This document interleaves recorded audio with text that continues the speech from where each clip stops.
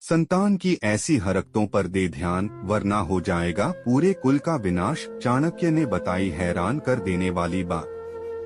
आचार्य चाणक्य एक विद्वान गुरु और कुशल नीति शास्त्र के मर्मज्ञ थे। उन्होंने अपनी नीतियों के माध्यम से एक समाज सुधारक, सलाहकार, दार्शनिक, गुरु और कई सम्मानजनक उपाधियां हासिल की हैं। आखिर उन्होंने कुल नाश होने के पीछे कौन सा एक बड़ा कारण बताया, आइए जानते हैं।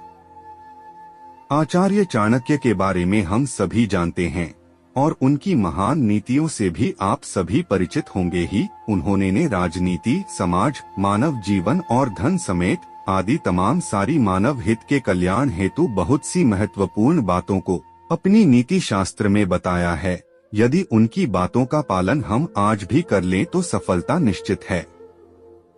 उनका विवेक, बुद्धिमत्ता और ज्ञान आप उनकी नीति पढ़ते ही समझ जाएंगे।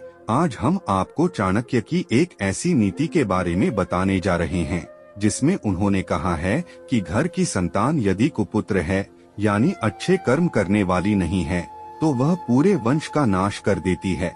आइए जानते हैं चाणक्य ने अपनी नीति में आगे क्या कहा है। एकेन शुष्कवृक्षेण दह्यमानेन वह्निना दह्यते तद्वनः सर्वं कुपुत्रेण कुलं यथा।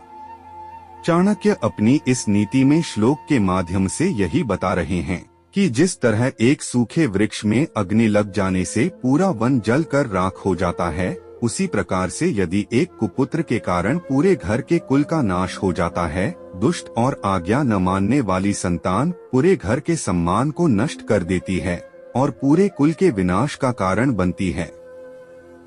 संतान को दे संस्कार नहीं तो कुल का पतन निश्चित है। चाणक्य का कहने का अर्थ यही है कि जंगल में अगर एक भी वृक्ष सूखा निकल जाए और उसमें आग लग जाए, भले ही अगल-बगल के वृक्ष हरे भरे क्यों ही न हो, वो सूखे वृक्ष में अग्नि की लपेट में पूरा जंगल समा जाता है और जल कर भस्म हो जाता है। उसी प्रकार दुष्ट प्रवृत्ति की संतान कितनी ही प्यारी क्यों न हो, वो एक न एक दिन परिवार और कुल के गौरव को नष्ट कर देती है। समाज में उसके बुरे आचरण के कारण परिवार को अपमान सहना पड़ता है। उन्होंने इसका एक और उदाहरण देते हुए समझाया, जैसे कि एक गंदी मछली पूरे तालाब को गंदा कर देती है, ठीक उसी प्रकार एक कुपुत्र संतान परिवार के सम्मान को दूषित कर देती है। संतान को संस्कार देने बेहद जरूरी। चाणक्य का मानना है कि संतान की बुरी आदतों पर ध्यान देना चाहिए और समय रहते उनका सुधरना बेहद जरूरी है। यदि कुल के विनाश को रोकना है तो संतान को नियंत्रण में रखकर उसके संस्कारों पर ध्यान दें। एक उत्तम और आज्ञाकारी संतान पूरे कुल को आगे बढ़ाती है, इसलिए संतान को अच्छी शिक्षा और संस्कार देना बेहद आवश्यक होता है। एक लाइक जरूर करना।